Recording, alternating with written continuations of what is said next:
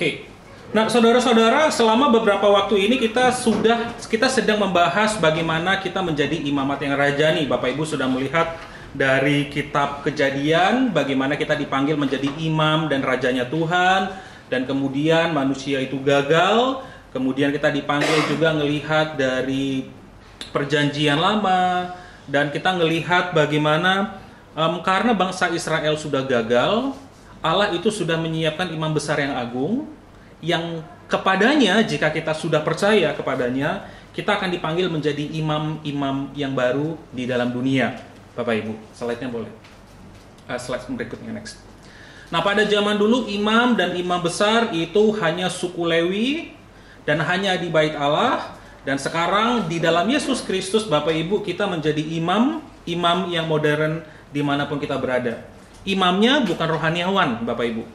Baik semua kita orang percaya, baik rohaniawan, berarti mereka yang profesinya dan bekerjanya dan melayaninya di dalam gereja, termasuk Bapak Ibu profesi apapun. Ibu rumah tangga itu juga profesi, cuman kadang digaji sama suami, kadang enggak.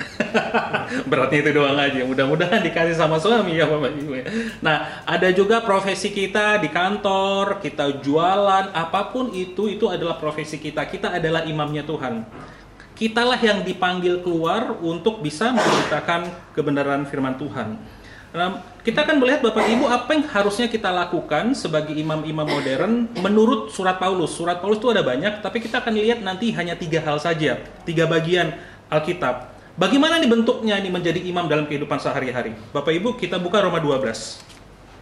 Bapak Ibu udah pernah baca sebelumnya, tapi saya akan jelaskan ini secara singkat berkaitan dengan fungsi kita sebagai imamnya Tuhan di dunia ini bagi orang-orang di sekitar. Roma 12 ayat 1 sampai 2, kita akan baca bergantian. Yang sebelah kanan saya berarti sebelah kiri ya. Sebelah kanan saya baca ayat 1, nanti sebelah kirinya saya berarti sebelah kanan ini baca ayat 2. Oke, 1 2 ya.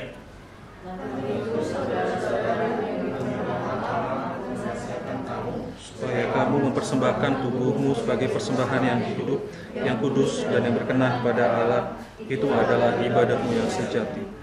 Janganlah kamu menjadi serupa dengan dunia ini, tetapi berubahlah oleh pembaharuan budimu, sehingga kamu dapat membedakan manakah kehendak Allah, apa yang baik, yang berkenan.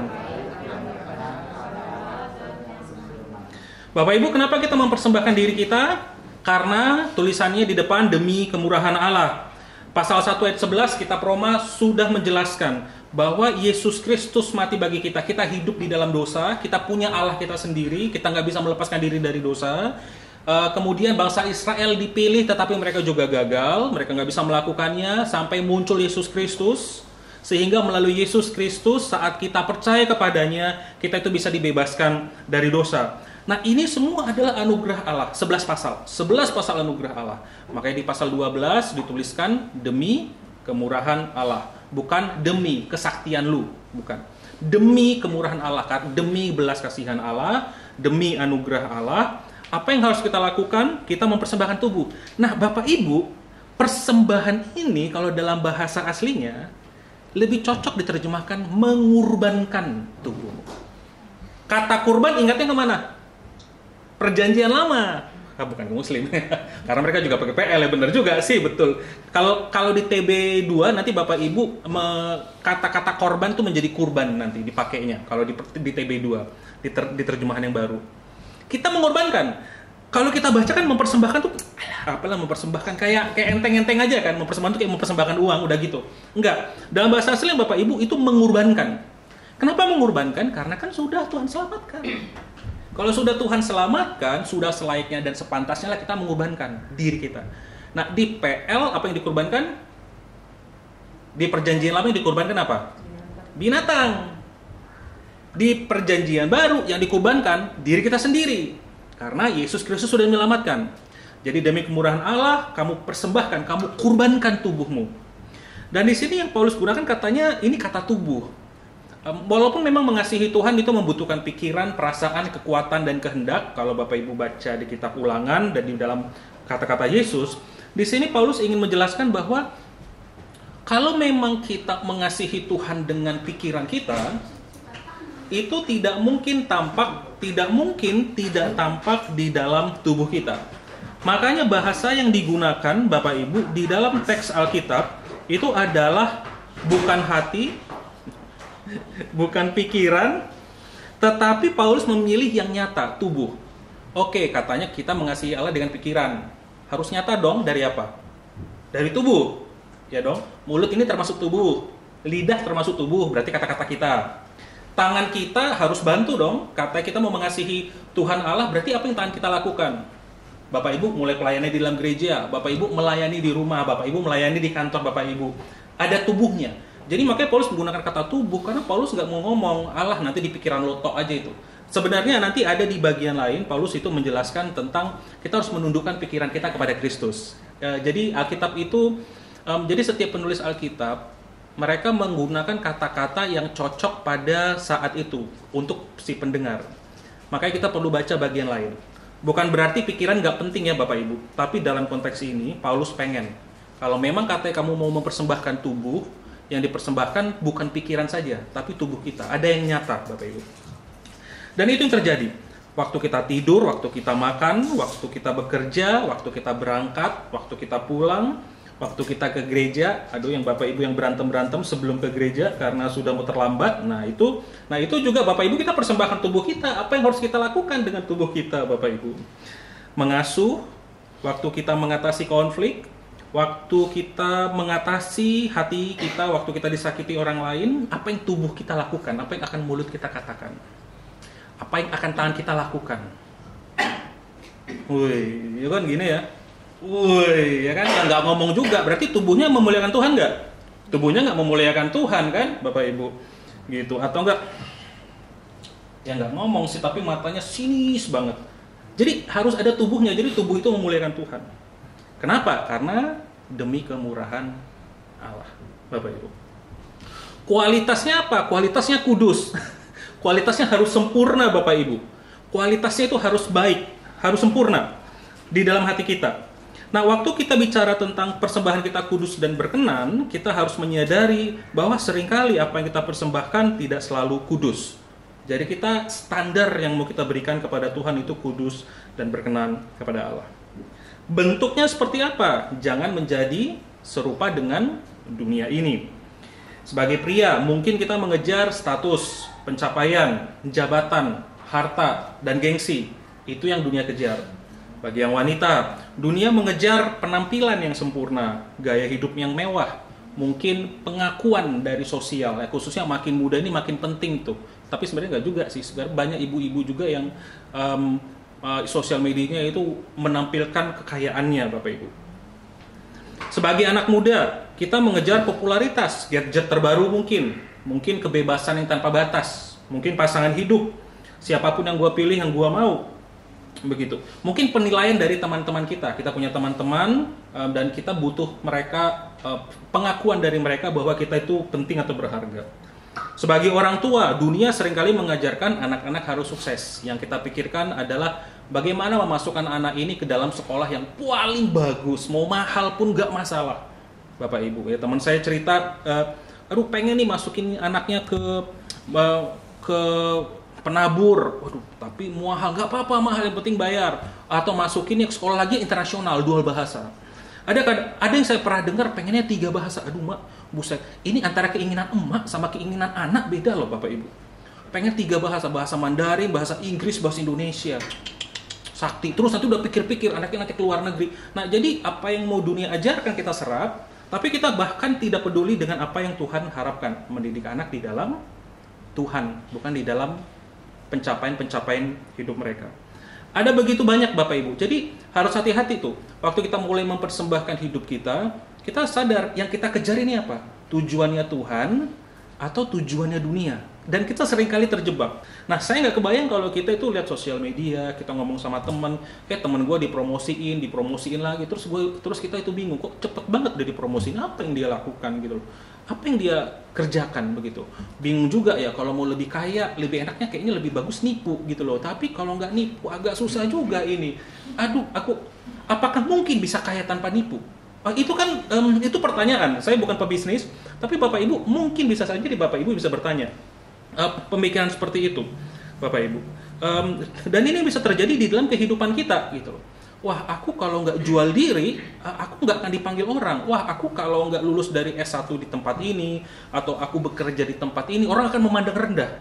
Jadi Bapak Ibu, hidup kita. Aku kalau nggak punya anak, nanti orang akan berkata apa? Aku kalau nggak punya rumah, orang nanti akan berkata apa? Jadi kita mulai melihat bahwa kita mulai lebih penting apa yang dunia katakan daripada apa yang Tuhan katakan. Makanya di dalam Roma 12 jangan menjadi serupa dengan dunia ini. Harus hati-hati Bapak Ibu. Pergumulan kita itu macam-macam beda. Pergumulan saya lebih berbeda dengan Bapak Ibu, tapi tipikalnya sama, problemnya sama, Bapak Ibu. Kita tidak lagi fokus melayani Tuhan, tapi fokus melayani apa yang dunia inginkan. Roma 15 ayat 16, Bapak Ibu kita buka. Roma 15 ayat 16, yaitu bahwa aku, Paulus, boleh menjadi pelayan Kristus Yesus bagi bangsa-bangsa bukan Yahudi dalam pelayanan pemberitaan Injil Allah. Supaya bangsa-bangsa bukan Yahudi dapat diterima Allah sebagai persembahan yang berkenan kepadanya, yang disucikan oleh Roh Kudus. Nah, Bapak Ibu, sebagai imam kita dipanggil untuk memberitakan Injil. Ayat 16, pelayanan pemberitaan Injil Allah, sehingga supaya pasangan kita yang belum percaya, anak kita yang belum percaya Tuhan, kerabat kita, mertua kita, menantu kita, sahabat terbaik kita yang kita suka jalan, tapi kita bahkan nggak tahu ini orang ini mati masuk kemana ini, agar mereka saat mereka percaya menjadi persembahan yang harum. Karena persembahan yang harum dan diterima Allah adalah jiwa orang. Jadi sebagai imam kita dipanggil sebagaimana yang Paulus lakukan. Kita dipanggil untuk memberitakan Injil Allah sebagai imam, sehingga orang-orang yang ada di sekitar kita yang belum percaya Tuhan Yesus percaya, dan mereka kita bawa, Tuhan, ini Tuhan anakmu yang akhirnya percaya. Tuhan, ini sahabatku nih, kita udah CS-an nih 5 tahun, makasih ya Tuhan yang Engkau boleh menolong dia untuk percaya. Kita persembahkan orang lain. Menarik ya Bapak Ibu, biasa kita mempersembahkan dan mengorbankan diri kita sendiri kan. Oh, yang penting diri, pikiran, tapi enggak juga. Waktu kita memberitakan Injil dan orang percaya, itu adalah persembahan, kurban yang harum bagi Allah. Saat satu orang percaya, seluruh malaikat bersorak-sorai. Itu Bapak Ibu bagian dari pekerjaan kita sebagai imam. Nah, ini yang perlu kita ingat, siapa ini orang-orang di sekitar kita Bapak Ibu yang belum percaya pada Tuhan Yesus. Coba, Bapak Ibu ada banyak. Saya barusan kemarin ikut Hagai, waduh itu minggu kemarin tuh padat banget. Itu saya jadi ketua panitia. Aduh, saya bingung kenapa sih jadi ketua panitia, saya bingung tuh. Awalnya saya pikir cuma ngerekrut, tapi rupanya jadi ketua panitia kok jadi berubah peran ini. Nah, jadi rupanya di Hagai itu, nah ini menarik sekali nih, kapan nih kita bisa adakan ya? Nanti kita pikir lah. Nah, jadi di Hagai itu, Bapak Ibu, di dalam seminar itu adalah seminar kepemimpinan. Ini kayaknya nanti saya harus potong ya di khotbah. Ini adalah seminar kepemimpinan plus penginjilan. Tujuan dari seminar ini adalah selama 4 hari 3 malam menolong semua pemimpin-pemimpin kunci, Bapak Ibu yang memimpin, itu dikuatkan, dibereskan paradigmanya tentang Injil, dan kemudian diingatkan dan dilatih agar bisa memberitakan Injil, mendemonstrasikan Injil dengan sikap hidup, dan melatih orang untuk penginjilan. Yang mereka sasar, 80% adalah orang awam, bukan hamba Tuhan. 80% itu mereka sasar orang awam, pemimpin awam, bukan rohaniawan. Walaupun ada juga. Kenapa? Karena orang-orang yang dipanggil ini mempunyai lingkar pengaruh yang besar, Bapak Ibu. Kata lingkar ini saya sudah sering ngomong. Berapa yang Pak Afui kenal sebagai pebisnis dengan orang-orang yang tidak percaya? jauh lebih banyak dari saya kan. Dengan karyawan yang ada berapa Pak? 10 orang. Kalau saya nggak punya karyawan, 10 itu yang non Kristen berapa?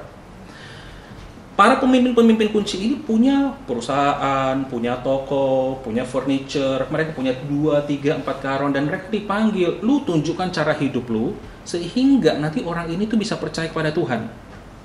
Jadi ini bukan pekerjaan rohaniawan saja. Bayangin ada 30 jemaat, dan 30 jemaat ini punya pekerjaan dong, nggak usah 30 lah, 20-nya punya pekerjaan dong. 20 punya pekerjaan, berapa banyak teman yang tidak percaya yang Bapak Ibu punya? Coba hitung-hitung, coba Bapak Ibu daftar. Ini menjadi program kita tahun depan ya, agar kita mulai pikirkan. Berapa banyak teman kita yang belum percaya? Coba tuliskan. Tuliskan Bapak Ibu berapa banyak. Nah dan ini adalah orang-orang yang dimana kita bisa beritakan Injil. Dan kita dipanggil, nah nanti di Hagai itu nanti dilatih selama 4 hari 3 malam Bapak Ibu. Dan ini akan menolong kita Bapak Ibu sebagai, oh iya ya, lebih efektif, bukan lebih efektif, akan sangat efektif ya kalau 10% orang Kristen semuanya melakukan pemberitaan Injil, hidupnya memancarkan Injil, dan hidupnya melatih orang untuk memberitakan Injil. Bayangkan Bapak Ibu, betapa cepatnya progres kita untuk membawa orang percaya kepada Tuhan Yesus. Itu tugasnya Bapak Ibu. Nah dari situ, dan ini yang perlu kita pikirkan bersama. Apa yang bisa kita lakukan sebagai orang percaya? Yang berikutnya, terakhir. Bapak Ibu, kita melihat Filipi 4 ayat 18 sampai 20.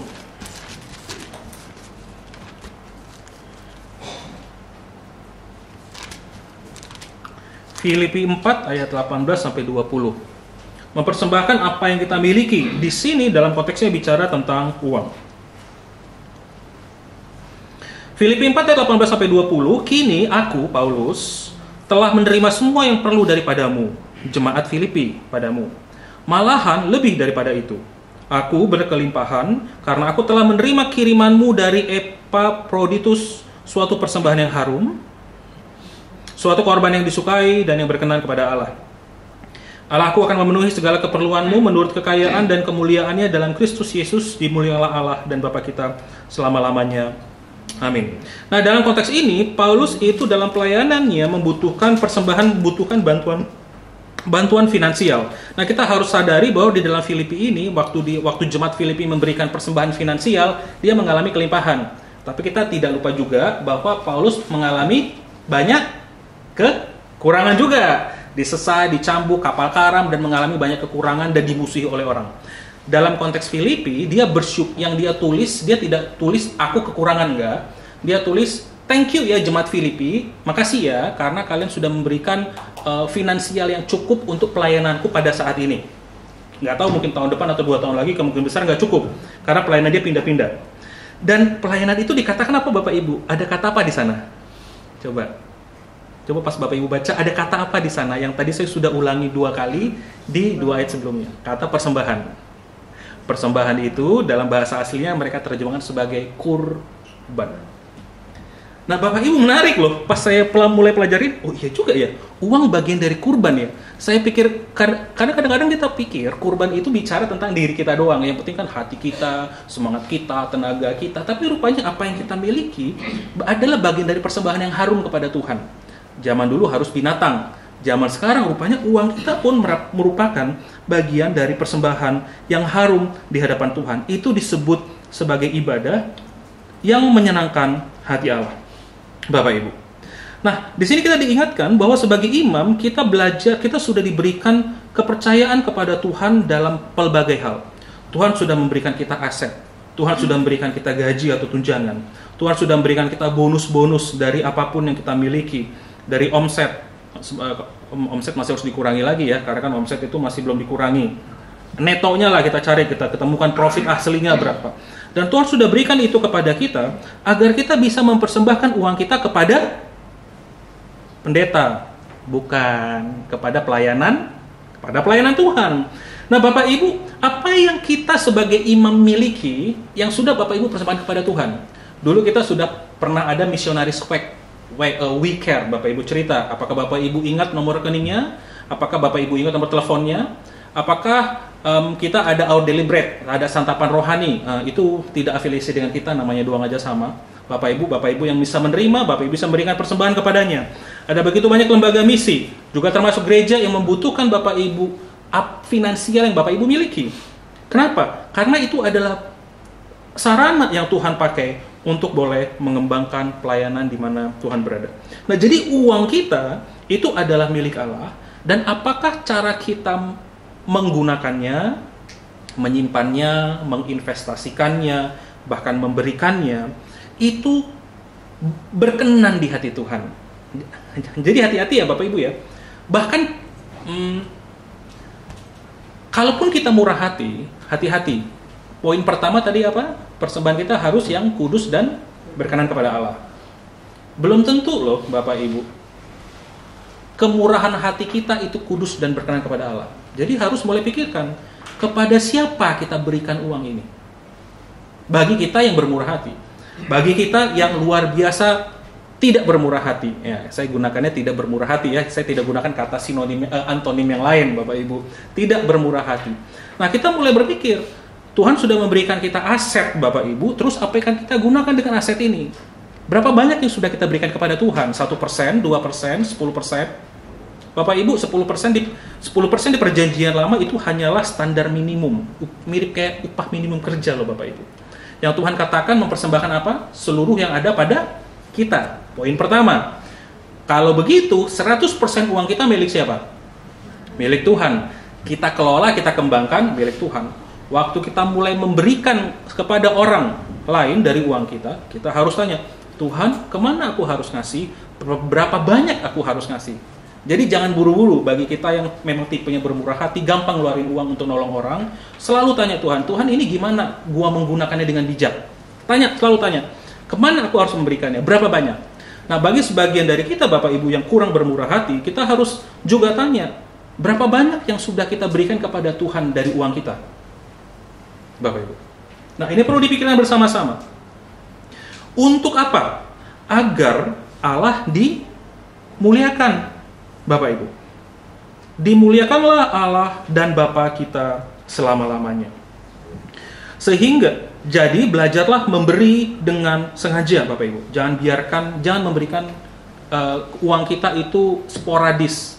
Ada gereja butuh langsung kasih, ada hamba Tuhan butuh langsung kasih, ada pelayan butuh langsung kasih, langsung tanya Tuhan.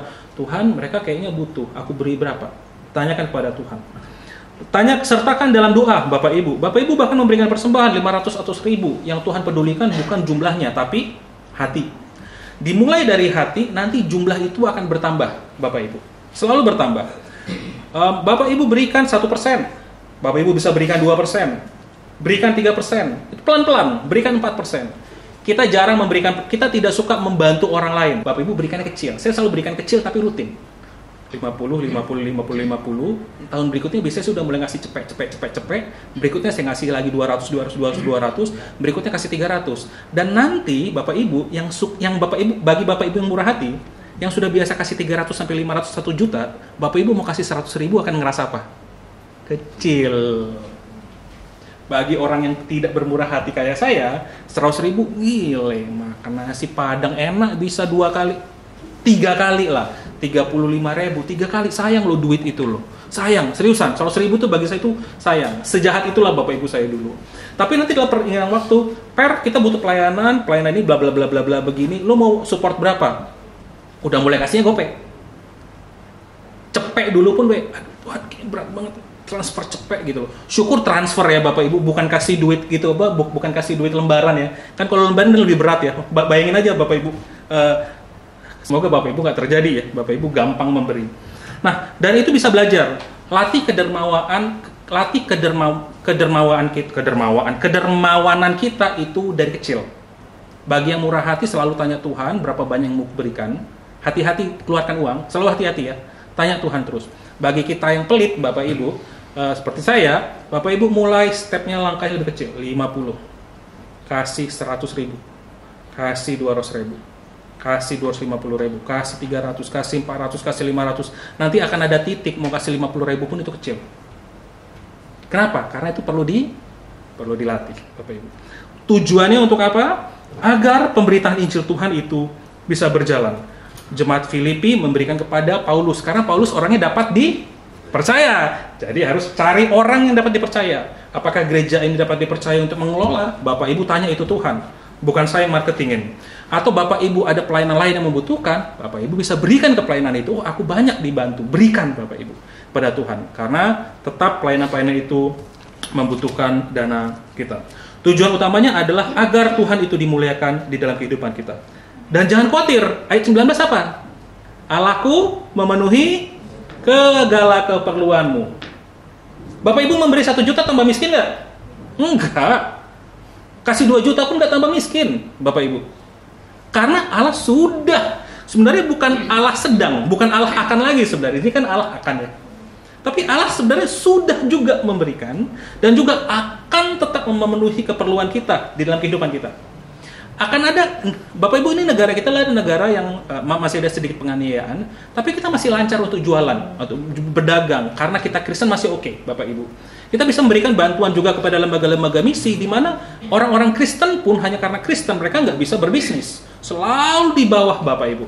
Kita bisa berikan banyak bantuan kepada mereka. Nah, jadi itu yang kita pikirkan. Selalu percaya bahwa Tuhan akan memenuhi segala keperluan. Ingat ya, memenuhi segala keperluan, bukan kemewahan. Ya, baca juga kata-katanya. Jangan dikira-kira, wah Tuhan udah kasih 2 juta, minta dong, kalikan 10 dalam nama Yesus. Bapak Ibu dari Hong Kong itu, 12 martir aja mati martir semua loh. Bapak Ibu ingat ya, para rasul yang mati martir itu semuanya mati martir. Yohanes nggak mati karena mau dimatiin tapi nggak mati-mati. Yohanes Pembaptis, Yohanes yang nulis kitab Wahyu. Bapak Ibu, jadi dia mau dimatiin. Menurut catatan sejarah gereja, mau dibakar, dia nggak mati. Mau ditaruh ke dalam minyak, minyak panas, dia nggak mati. Akhirnya dia dibuang ke Pulau Patmos. Kalau nggak itu mati, itu hanya karena rencana Tuhan aja. Si Bro Yohanes itu nggak mati-mati, Bapak Ibu. Karena Tuhan pakai dia untuk nulis kitab Wahyu nanti terakhirnya. Tapi semua pada mati martir. Ingat doa Bapa kami apa? Berikanlah makanan kami yang semewahnya. Enggak lah. Bagus yang enak lah. Gitu. Nah, tetapi makanan yang secukupnya. Tuhan nggak akan biarkan kita mati. Khususnya apalagi di Indonesia. Akan ada nanti tempat-tempat di negara-negara penganiayaan di mana orang-orang percaya bisa mati Bapak Ibu karena kelaparan. Tapi kan ada organisasi yang menolong mereka. Nah, Bapak Ibu mulai kenalkan diri, organisasi apa ya? Menolong para martir yang membutuhkan dana, Bapak Ibu mulai bisa berikan kepada mereka. Dan itu akan menolong kita untuk mengerjakan kemuliaan Allah. Inilah menjadi imam. Bayangkan Bapak Ibu, jika hanya rohaniawan doang yang memberikan ini. Setiap gereja hanya ada 1 sampai 5. Jemaatnya ada berapa? 50 sampai 1000. Bayangkan 1000 orang diakumulasi, dialokasikan untuk membantu Bapak Ibu. Waduh. 10.000 aja kali 1.000 udah 10 juta Bapak Ibu. Apalagi nolnya ditambah. Pelayanan itu bisa kita kerjakan bersama-sama untuk kemuliaan nama Tuhan. Nah, jadi Bapak Ibu lihat pelajari 3 hal ini. Bapak Ibu, bagaimana praktik kita menjadi imam? Yang pertama apa tadi? Mempersembahkan seluruh diri kita, tubuh kita lebih tepatnya. Ada tindakan nyata. Yang kedua, kita mempersembahkan siapa? Orang lain. Gimana kita mempersembahkannya? Dengan memberitakan Injil kepada dia. Saat dia percaya, lah kan senang kita berbagian. Wah, kita senang ya, kita pernah beritakan Injil, akhirnya 3-4 tahun berikutnya dia akhirnya percaya. Ah, nggak masuk gereja kita, nggak apa-apa, tapi dia percaya loh. Dia mati masuk surga, dia bisa bertemu dengan Tuhan, hidupnya bisa diubahkan dan dipulihkan. Waduh, kita apa nggak happy? Kita bisa bawa, Tuhan, ini ya Tuhan, akhirnya aku udah pasanganku udah percaya pada Tuhan, temanku sudah percaya sama Tuhan, bosku baik banget. Baik bro. Tuhan akhirnya dia percaya sama Tuhan. Thank you banget ya Tuhan ya. Dia banyak nolong orang. Tapi sekali lagi di kekristenan bukan orang yang baik yang masuk surga, orang yang percaya Tuhan Yesus. Waduh, ini karyawanku ini luar biasa, ini kerja keras nih. Tapi mati kemana, Bapak Ibu? Itu coba Bapak Ibu pikirin ya. Coba pikirin orang yang kita kasih. Ini orang mati kemana? Kalau kita nggak tergerak hati kita dan nggak terbakar Bapak Ibu untuk mikirkan orang ini udah begitu baik tapi matinya tidak bersama-sama dengan Tuhan di surga, itu saya menggetarkan.